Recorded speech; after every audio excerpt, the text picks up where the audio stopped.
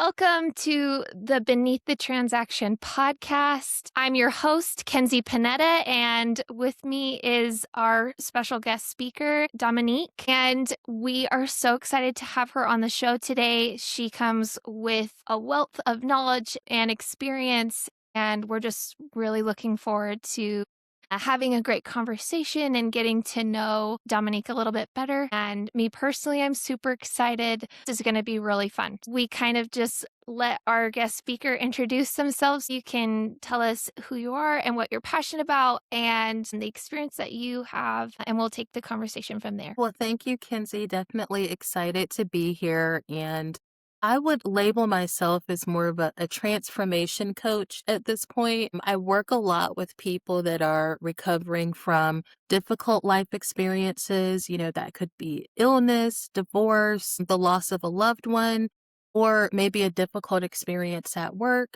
And then I partner with organizations to help them understand how those environments that they create can impact the people inside them. So I am really looking forward to our conversation today because I know that leadership is really important, and oftentimes it is leaders in organizations that can really help to stabilize people when they find themselves in those difficult situations, or they can do things oftentimes unintentionally that add to those layers of stress and unfortunately sometimes harm in the workplace. Yeah. Wow, this is going to be so much fun. You come with so much experience. I think there's going to be so much that we can learn from you.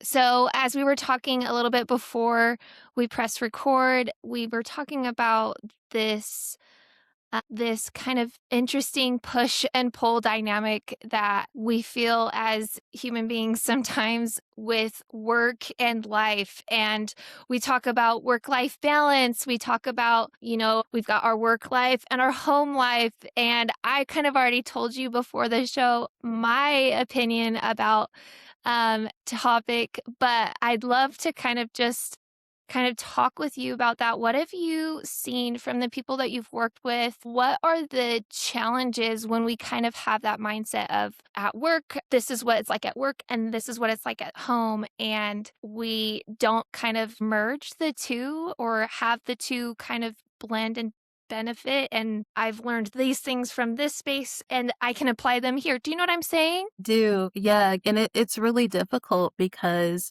our brains and our bodies don't necessarily just transform because we're in one place or the other. Like I'm Dominique for the most part, wherever I go. And so this whole idea of work-life balance, it's ideal, but it's a very difficult thing to do. The struggles that we have in our personal life, it's really difficult for those experiences not to affect you when you show up at work or vice versa. A bad day in the office more than likely is going to mean a really stressful evening for you when you go home or your family. And of course, these are things that not only affect us in the home environment, but then we carry those things out into the community as we interact with each other. And that is something that I see quite a bit in my coaching and also having an HR background and seeing how all of these dynamics play out in the workplace is that leaders and as fellow coworkers, we really have to be in tune with others because those personal experiences do affect how we show up at work and in our personal life. And oftentimes there's no division between the two. Yeah, totally, right? And they almost kind of compete with each other and in certain points of our life, right? Like my work is taking so much out of me here, and then my family is taking so much out of me here, and then I'm like learning how to juggle the both of them, or in kind of worst case scenario of like trying to keep them separated and upkeep separated, and it just gets really complicated, right? And I think that's ultimately leads to a burnout feeling of like feeling burnt out and overwhelmed at work and feeling burnt out and overwhelmed in our home and family life. I would completely agree with that. And that is one of the things that I work on quite a bit with my clients is two things. So number one is alignment. And oftentimes when we're working outside of alignment, that's when finding that right balance, because balance is different for everyone, but finding that right balance becomes really difficult. And then also values. So our values and what we're aligned with is going to change over time, and that's okay. Maybe at some point in your life, you're having children and, you're getting married, and those things are really important to you. And the way that you determine work life balance is completely different at that point than maybe as you get closer to retirement or you want to climb the ladder. Maybe you're going to put more emphasis on your career and your efforts there. So, what I really encourage my clients to think about, and just as I approach things in life, is number one, trying to figure out what your values are. What are the things that are most important to you? And then really using that as kind of your measuring stick to determine how much effort you put into certain things, whether that be within your personal life or within your career and the things that you're doing at work. Yeah. I think that is huge, and as I coach, I think what you do how you're pointing them in that direction of kind of getting down deeper instead of, like, focusing on the surface with all the things that are going on and these complicated maybe there's competing values, there's competing things that are happening. So, encouraging people to dig deeper into really understanding their purpose and their why, like, and how that deeper understanding can, like, help bring you said alignment, I liked that word, help bring more alignment and cohesion into their life when things feel like their life and work are competing, right? Yeah, absolutely. Yeah, I find that usually when we're in those situations where it feels like nothing's working out, everything is off balance, we don't know whether to go left or right, it's usually because we're not living in alignment with our values. Something is off somewhere in our value system. And once we go back to the basics, and to your point, there's so many things going on around us in the world that kind of influence our decisions, our parents, things that we're seeing on television or social media that we're comparing ourselves to. And so we start to form these ideas of who we should be and where we should be at any given point. Mm, And oftentimes those things lead us astray. So you have to come back to basics sometimes, look at your values, and then align everything from that point. And, as I mentioned, when we do find ourselves in those situations where we are struggling and just nothing seems right, it's usually because we're out of touch with our values and we need to go back to that system. yeah. Oh, that is so that that speaks to me because that's I just feel like that's where we are kind of pointing people with our book and with this podcast is let's get down to our book's called Beneath the Transaction, right? So if we're staying up on the surface, we get lost in the things, all the different things that are going like what you said, we can get distracted by what the world is bringing in, or we get lost in kind of who we're supposed to be and this voice and that voice kind of competing. And on the personal level, trying to go beneath the transaction and dig deeper of like, what are my real values? What's my purpose? What's driving me? That's deeper than just I want to make money or I want to climb the ladder in this organization or I I need to do this and that so I can get a raise. It becomes like, what is your deep drive that's pushing you beyond? And maybe that's kind of feels more of like a softer approach to things, but that's kind of just that's how my brain works is I want to live in a mental state where I feel like I'm trying every day to be a better version than I was yesterday. I'm Yeah. wanting to grow and progress. And so when I'm connected to my purpose and I live my purpose, I know that I'm fulfilling that value, that value that I have that I want to that I'm striving on becoming versus maybe something that's a little bit more up on the surface level. Not saying that working hard to make money to provide for your family, not that that's not important. Yep. It is, but what are you becoming along the way as you're striving to, you know, be a good provider, make the money, fulfill this goal or this need that you have? What are you becoming along the way? And so that's like that deeper question that gets you to your purpose. And when we're talking about transformation, in our opinion, our view, we need to get to that deeper place before we can really make lasting change Mhm. in our life. What's interesting with your experience and your expertise is you are approaching people who are hitting a wall, whether Mm. it's burnout, whether it's loss or something significant that's happened in their life where there's been a disconnection between Like, their purpose, what they really want to accomplish in their life. yeah. And so we kind of I'm making this signal with my hand because I'm thinking of our 7 conditions, and what's cool about our 7 conditions is, like, you start with purpose, but then there you have these other 6 conditions, and you could kind of picture them in a wheel, and when you are connected to your purpose, it leads to the next one, and that's commitment, and then it leads to the next one and the next one, and as you fulfill kind of and work towards creating these conditions as living, lasting, real habits, rhythms, and practices in your life, you begin to create the environment where transformation isn't like come and go or like fleeting. You can feel it. It's like continuous. Yes, yes, you can feel it throughout every day as long as you're really trying and you're intentional about it. So I love your expertise, and I'm so curious, like, how do you approach transformation with your clients? People who are struggling with the things that we just said, with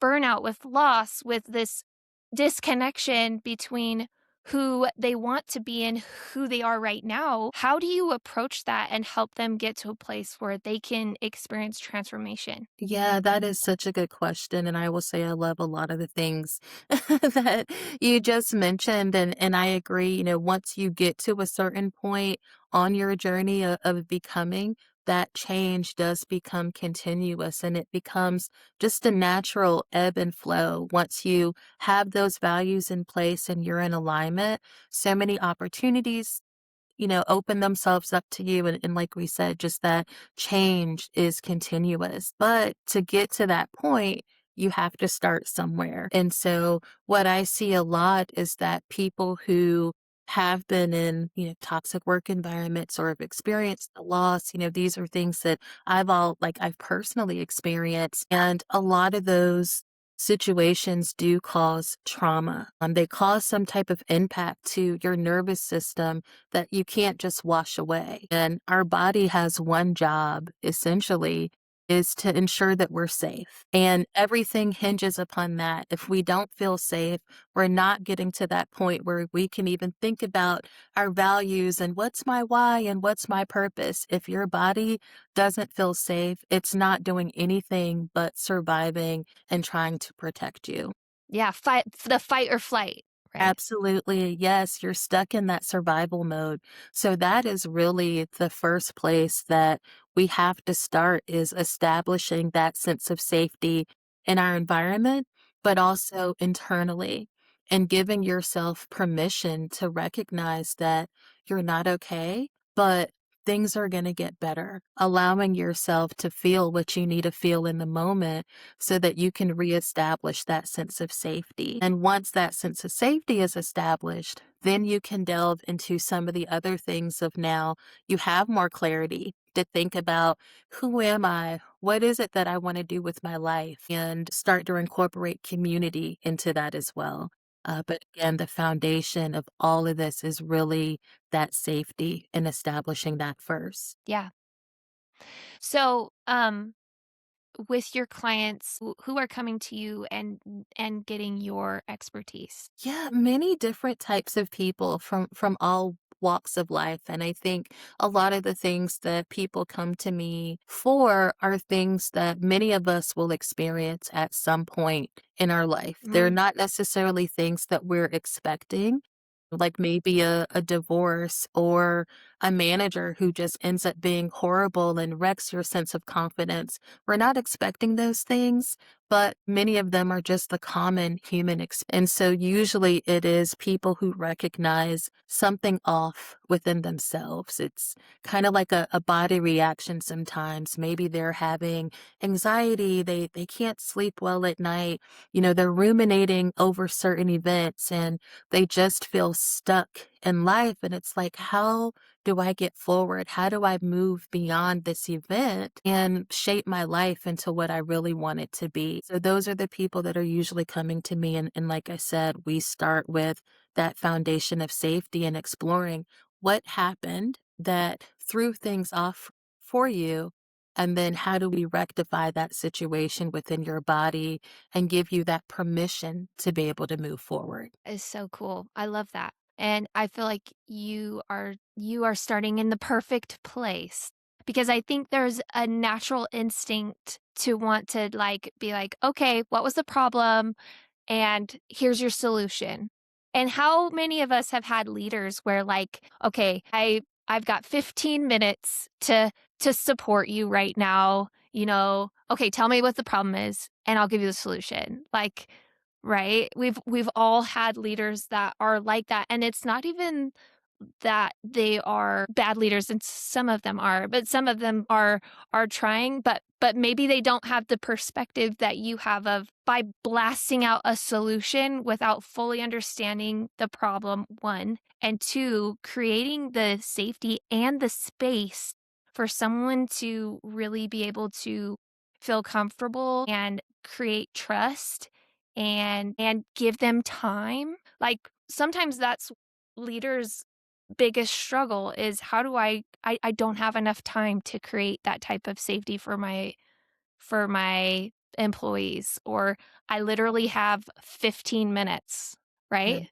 Yes, I would agree with that. And, it's really not necessarily about the time, but to your point, it's really about just allowing that space for people. And a lot of times we can cause more harm to people when we force a solution on them.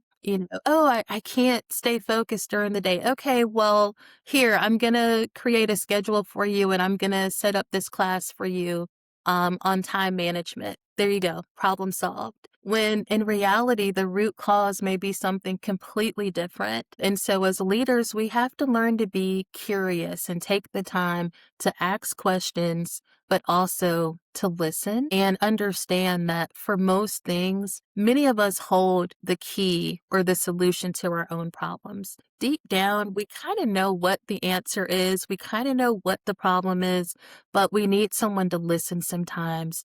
And like you said, create that safe space where we can let our guard down and express ourselves. And once we're given that opportunity through having someone to listen and ask the right questions, usually we can bring out the solution that's going to be best suited for us in the moment. But as leaders, it's often the thought process that I'm not a therapist. I don't have time for this. But even just a 15-minute conversation to create that psychological safety with someone to let them know you can be yourself, when we're interacting with each other. This is a place where you can let your guard down, has such a profound impact on people. And even if it's just 15 minutes every now and again, it will eventually allow that person to calm their nervous system and come into a space where they can begin to find their solutions. Love that. I love that. And it leads to like this responsibility that we have to build people's confidence. And it's hard to build someone's confidence when you don't allow them to learn and come up with their own solution. I love how you said that. And I totally believe that. The best leaders in my life have allowed me the space to come to my own conclusion, like to solve my own problem with the support from them that I needed. And a lot of times it was just like, "Kenzie, I believe in you. I know that you can figure this out." And then once I had that confidence and the space to feel like, okay, like I have maybe an idea, but I've been scared to try it because I'm not sure if it's going to work out or not. But I know my leader believes in me, so I can kind of move forward. I feel like we could talk about psychological safety forever because I think deep down that is like really how do you connect human to human? Yes. right? Yes, and I love that human to human because I think that is one of the things that we lose touch with sometimes as leaders is that we forget we're people too. Yeah. This isn't necessarily like a hierarchy, and it's okay for you as a leader to come into a conversation as a human and just have real conversations with the people that report to you. One of the things that I've really found throughout my course in life and being a leader is that before you can lead others, you really have to take on this mentality of self leadership. And that entails you being in touch with yourself and your values and the things that are important to you and really leading from that perspective. But if you don't have that self leadership and you're not in touch with yourself, usually you're not aware of how you're coming across to people, maybe that you're not as supportive as you think you are, and maybe have things that are unresolved within that are showing up in the way that you lead others. So I think that is really one of the number one keys to it is really implementing that idea of self leadership.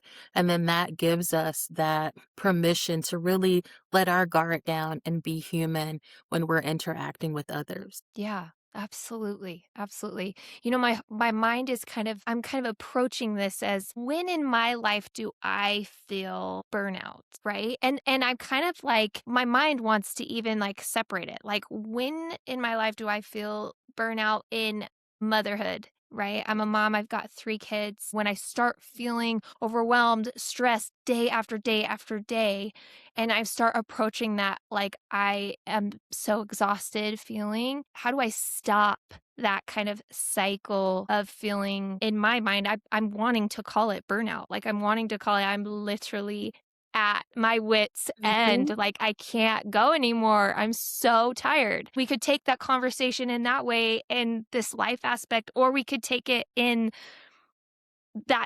those same questions, that same theory and processing happens also at work. Like day after day after day, I'm experiencing this, I'm exhausted. What do I do to kind of get out of that destructive cycle and choose another path? Like, or I could approach it as a leader perspective where leaders are so overwhelmed and worked up about something, experiencing this or that, where they're hitting that wall. And I'd love to kind of, if you could give our audience advice, I kind of want to hit these kind of like different areas. And I'd love to see the parallels of I can approach these feelings of burnout in all these different aspects of my life similarly. Yes. Does that make sense? Kind of the same line of reasoning across all those different scenarios, whether you're sitting at home and the kids are yelling and you just want everyone to be quiet and it's like, I cannot take another day of this, or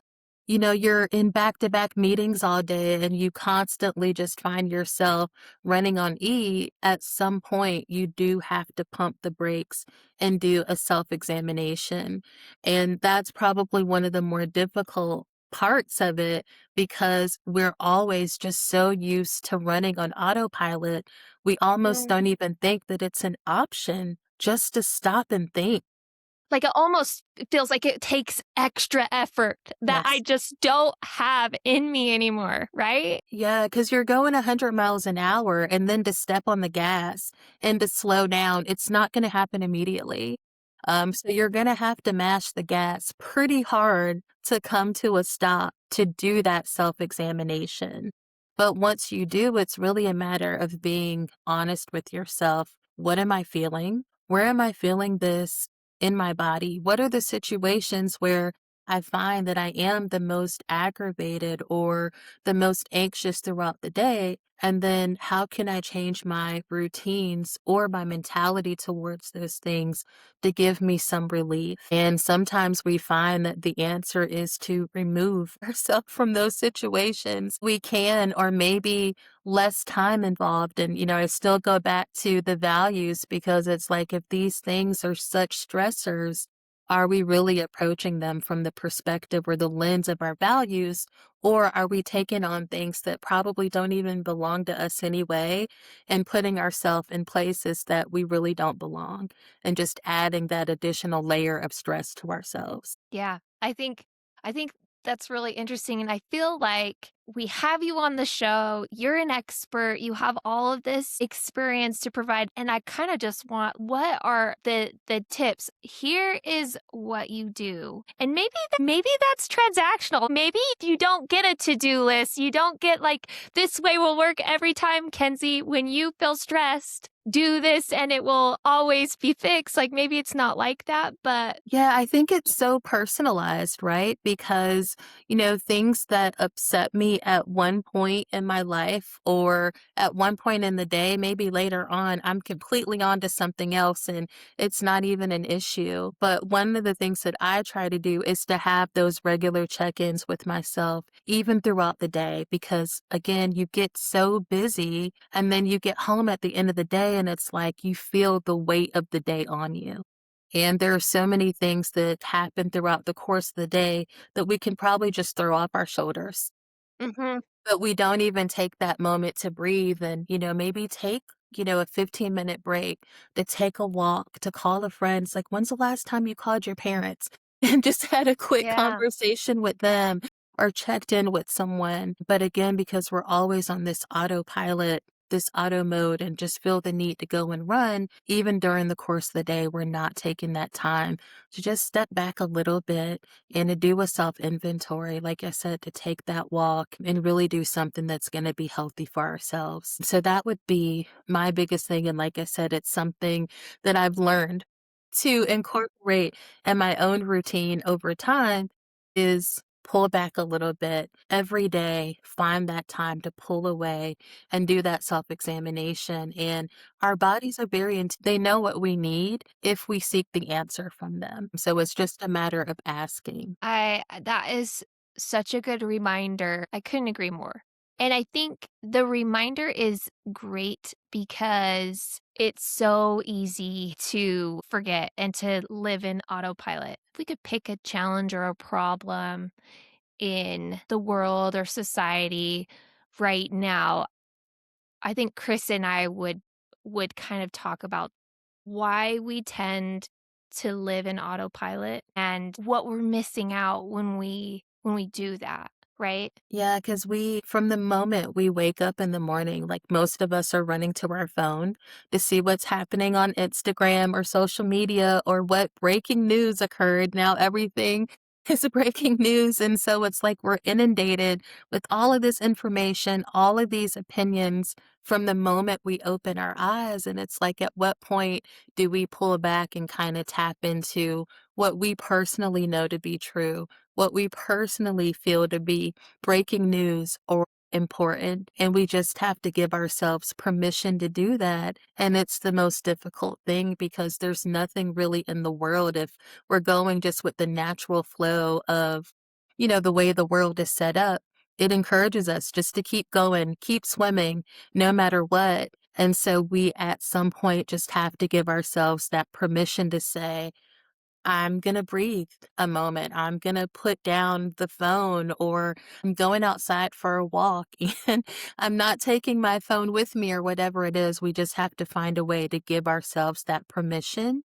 And then once we have those few moments where we have that break, then that creates that opportunity for us to delve into all of the other things, this continuous cycle of improvement and, ridding ourselves of burnout and all of those things. But you got to pause, got to step on the gas a little bit and give yourself that permission first. Yeah, yeah. I think that is so beautifully said and definitely easier said than done sometimes. And I've had really incredible conversations with people specifically in the nonprofit space, leaders in the nonprofit space, and there's such a heaviness that takes place in that when you care so much about what you're doing that you can get lost in you can lose yourself in the process of trying to support your passion. Am I making sense? Absolutely. Yeah. Because going back to, values and things that we find important, when you find that one job that just perfectly aligns, the temptation is to pour everything that you have into it because it's the perfect job, right? It just naturally flows with everything that's important to us. But we have to remember that work is a function, it's not a personality trait. Or your identity, Exactly. right? Yes.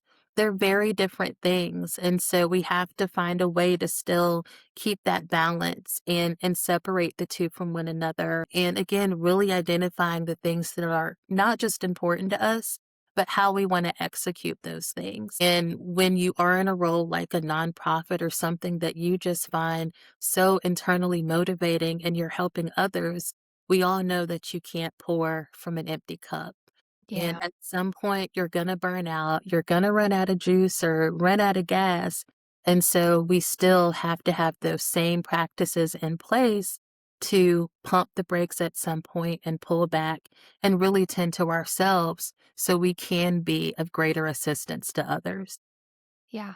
Yeah, absolutely. How do you approach your work life and your home life and bridge them, and how does connecting them and bridging them actually help you live a more fulfilled life? Maybe that helps with the burnout feeling, cuz sometimes I think the burnout can come from living two separate lives and they compete, right? Absolutely. Yeah. Just that struggle of competing priorities. So I really look at it as everything is a matter of wholeness. What makes Mm. me whole as a person?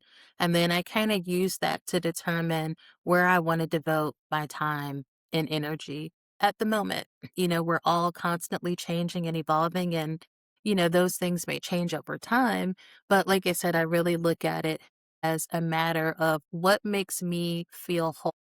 And I know if I'm in a situation where I'm pouring so much into work, I'm probably not going to feel whole on the opposite end because family responsibilities, laundry, or whatever else that it is falling behind. And so that drive just to be whole and be fulfilled on every level is what I use to kind of measure how much energy or effort I'm putting into one thing or another. And that is something that I really encourage my clients to delve into as well. It's just this mentality of internal wholeness and fulfillment. And once we start to tap into that within ourselves, we know which direction to go in. Your body is screaming, you are working too many hours. You haven't fed me. I haven't seen anything green in the past 3 months. What is going on? Your body, again, it knows the answers. Our systems are very intuitive. So tapping into that feeling of wholeness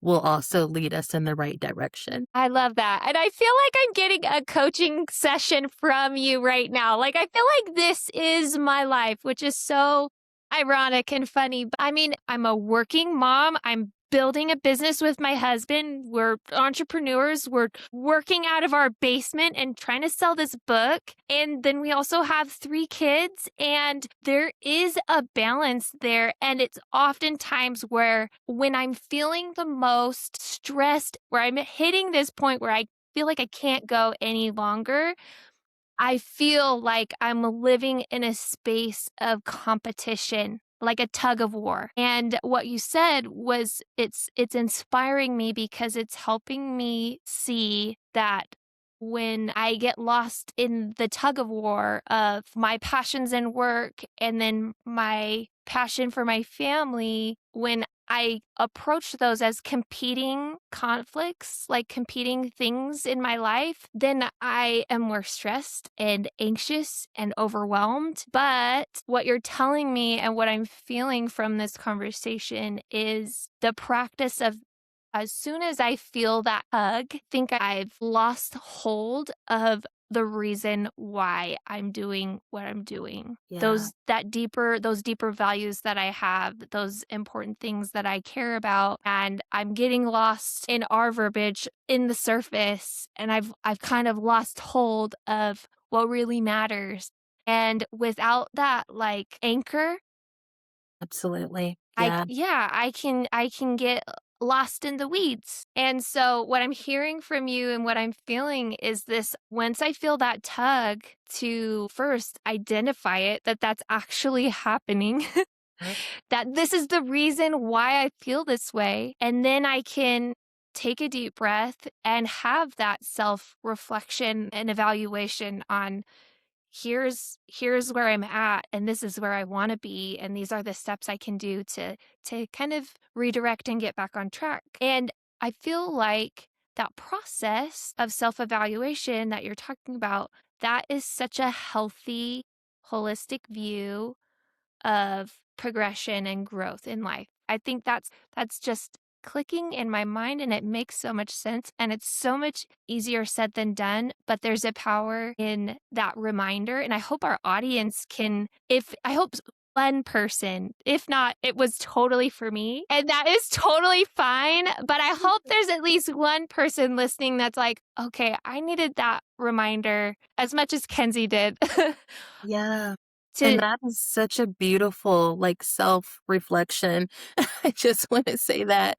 And I love that word anchor because that's really what it is. Like, there's so many things thrown at us that can just easily take us off course in any given moment, and we definitely have to have something that anchors us. And I'm just curious, when you're find yourself in those situations or just reflecting on our conversation, what do you feel your anchors are? That's a beautiful question. And I think my anchors are they're my kids, but they're also more than that. They're me wanting to be the best version of myself for my kids. Does that make sense? Yeah.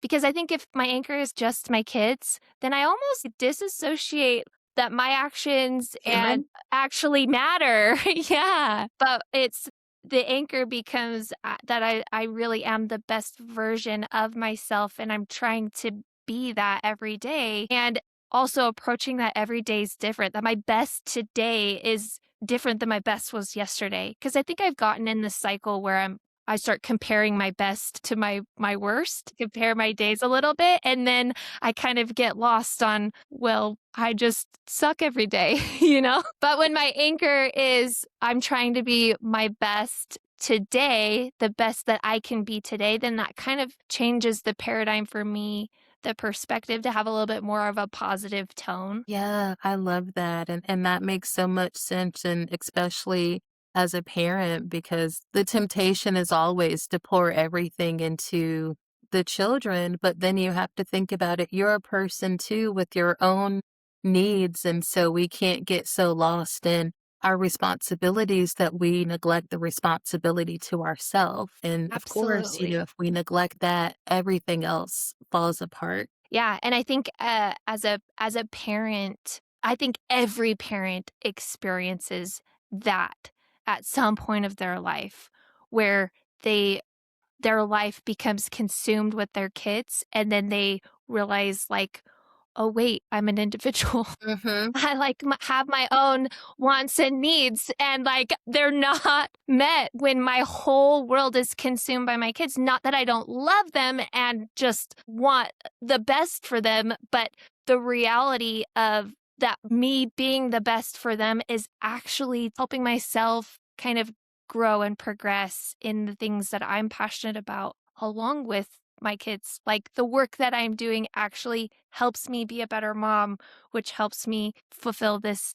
anchor of being the best person I can be for my family. I mean, absolutely. When we're in a place where we personally feel fulfilled, everything else that we give out is sunshine and rainbows to everyone else in the world, our children included. And that's kind of where that self leadership or that self mastery comes back into play because we realize that, as the leader, if you will, in the room, we kind of set the tone for everyone else, and that includes our children. So Mm, if we're not showing up as people that are taking care of ourselves and just human, they're going to start to model those same things. And as they enter the world, now they're the ones that are overworking, that have anxiety, that just, are burnt out and can't seem to get their lives together because they've seen those things from us. So, by us giving ourselves the permission to be human and to anchor ourselves in our values gives permission to others around us that are looking at our example. I love that. I totally agree. And I love that you even just put in that seed of like that mothers are a leader in the home, and when we can have a full episode on leadership, and you can totally look at it through the lens of being a mom, 100%. And so I appreciate that because I think that is, like, that's something that is a passion of mine, and we could go all in and have a whole Yes. different episode about just talking about motherhood through that context and through burnout, and maybe that's something that we can do Let's do later. a part 2.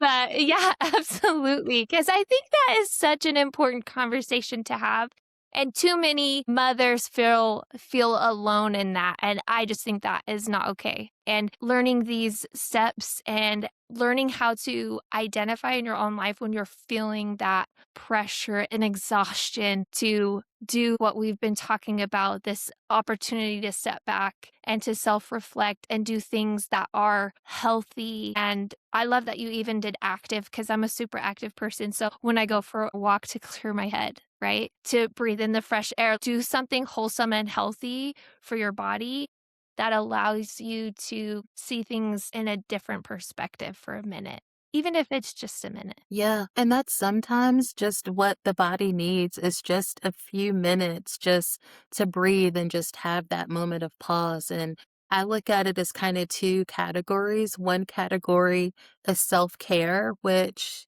I think that word has maybe been or that term has been overused a little bit, but it's more than just, bubble baths and a day at the spa. But self care looks different for everybody, right? But just things that we can use in the moment when we are feeling dysregulated or out of sorts to really pour into ourselves and, to get back on that level ground. But then there's also things that are just routine self regulating activities and usually things that we have to build into our schedules, like that 15-minute walk or 30 minutes just to meditate and pray or journal in the morning, whatever those things are, we have to build those things into our routine. It's not something that your manager is going to come to you and say, "Hey, I hope you've been journaling every morning before work." Right, Or, right. your kids are not gonna say, "Mom, did you have your coffee this morning? I really wanna make sure you're okay." Like, no one is really checking on those things, and so we have to really make sure that, again, we make it a part of our routine to put those self-regulating activities into our normal day-to-day, and hopefully that keeps us balanced, but if not, then when those things that do dysregulate us or disrupt our day come up, we now have a list of self care things that we do. And maybe that is a day to go get your nails done or taking a longer walk or visiting the park or what have you. But both are really important, the self care, but then just the routine, self regulating things that just keep us on a normal, even keel throughout the day. Yeah, I think that intentionality, and I like how you said sometimes you even have to block it in your calendar to go for a walk or go get some coffee. Like I think there's power in being intentional with your time, and I think that there's so much more that we can do, and sometimes that can kind of throw people off. Like I already have a million things. Like I can't do one more thing. But looking at it from another perspective, that by doing these small, simple things that make you happy, that help relieve stress, that help you combat some of the competing things in your life, then that intentionality helps you overall feel more. You talked about wholeness, and I think that that's really where my mind kind of goes, is that intentionality brings you a better sense of wholeness. It brings together all the priorities in your life and the to-do lists at work and the to-do lists at home, and kind of allows you to regulate your emotions a little bit better and feel a sense of wholeness and gratitude almost for the life that you have, and allows you kind of regulate those things a little bit better. Yeah, absolutely. I would agree with that. I mean, when we find ourselves just on the hamster wheel and just continuously running, we really take ourselves out of the space where we can think clearly and make grounded decisions. So we're just making decisions based off of like what's in front of us. We have a very small window or like vision to view things from. And so it is only when we step back, when we can take that deep breath, that now the world opens up to us. And all of a sudden, I thought I had two choices, but maybe I have 10. I can now choose what's going to be the best direction or the best path for me to take. But it's not always easy to get to that point. And again, that's why it's so important, like you said, to build those things into our regular schedule and our routine. So they just become a part of what we do instead of something that we rush to when there's an emergency or a crisis in our lives. Yeah, I love that. Thank you so much.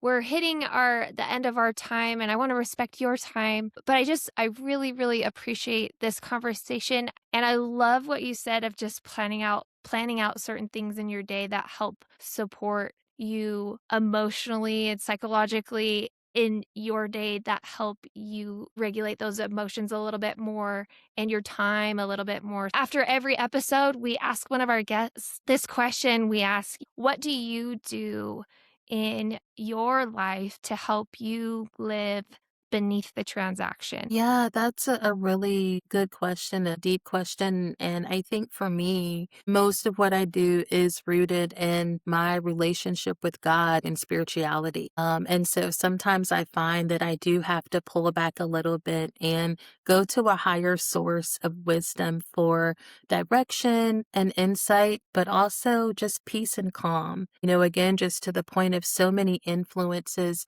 coming in from the world and even my own influence to myself, which may not always be the best. I find that knowing that there's a higher power, a wiser source that I can go to in every scenario really helps me to know what direction to go in and make sure that I'm not just doing these transactional things in life, but I'm really living within alignment and living in accordance with my purpose. Love that. Thank you. Thank you so much for sharing. And thank you so much for being on the show. Thank you. I really enjoyed the conversation and even hearing your personal reflections.